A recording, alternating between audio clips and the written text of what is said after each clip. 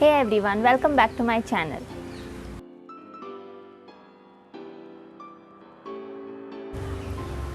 From the video title, you must have guessed that I went to the nursery and got a few plants. So there are these two plants from my wish list that I wanted, but they were not in very good condition. So I'm going to show you these two plants. The first one is this Sansevieria or Dracaena moonshine. You can see the snake plant, which has this beautiful bluish white tinge to it. So I got this one. You can see how it is potted up. It's almost breaking the pot and coming out, and the roots are also all over. And the second one is also one of my wish list plants, that is this Rhaphidophora tetrasperma. You can see the condition of it. It's in a really bad state, so I had to repot them. So it's just been like 3 days since the time I got it from the nursery, but keeping them to acclimate for a longer time did not feel right, because both of these were in a bad shape and I had to repot them to get them back to life. So let's do it and I'll show you how I go about it.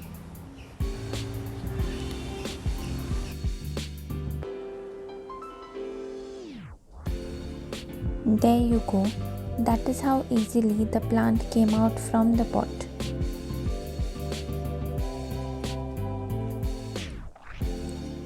You can see how badly it is tied up to the pole.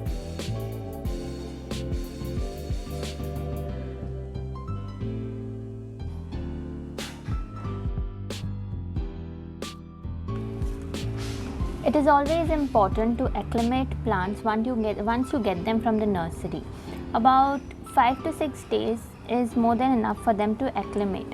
But this one I had to change it because I doubted it would survive if I kept it for a longer time.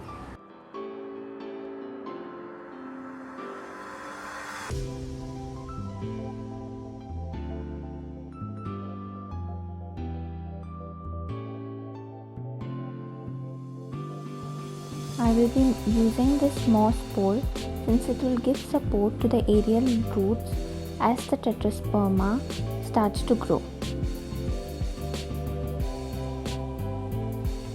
In my next video, I will demonstrate how exactly I make my moss poles and the poles which I make with coir. I am filling up the pot so as to make the pole stand straight, and now I have cut the base of the tetrasperma because it wasn't so healthy, and I will try to propagate the stump. I am also cutting off the roots which have rotted out.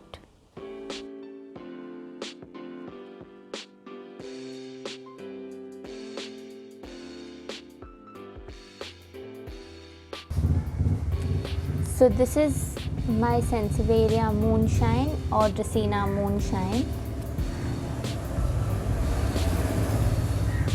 Its name is because of its bluish white shade that it has.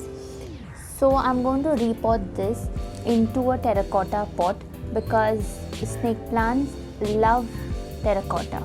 So I'm going to shift this into that and hope for its better future.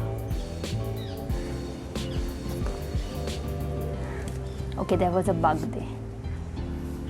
So I'm going to try to remove it.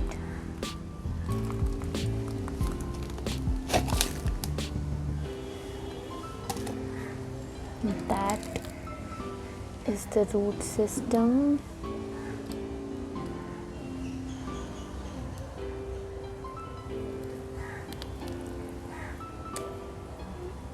The soil used over here is quite clayey, which is not good for snake plants. They prefer soil which is well draining.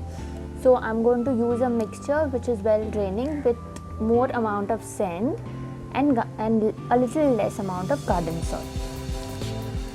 because clayey soil leads to root rot, which we do not want for this plant. And after getting it after a long time, I don't want a root rot for this plant.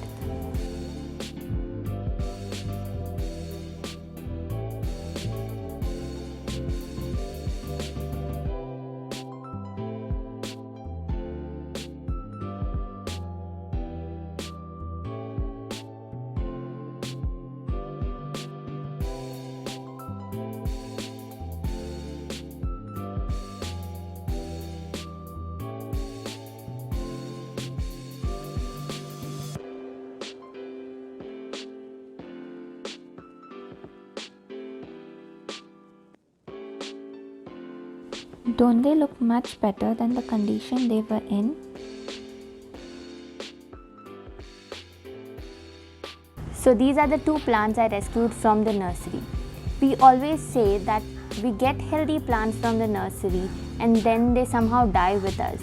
But sometimes it's the opposite. We have to get plants which are not so healthy in the nursery and which may end up dying. We have to get them home and then rescue them back to life, especially when the plants are your wish list plants. Now for Tetrasperma, I have provided it with a moss pole because I know that this has the tendency of growing big and it wants its aerial roots to attach to something. So this moss pole is one of the best options. Whereas for snake plant, I have given the terracotta pot because snake plants do not like waterlogging or retention of water in its pots. So terracotta will help the water to get out of it very easily. I hope that this video was useful. Hope you like and subscribe to my channel, and also follow me on Instagram for some daily updates.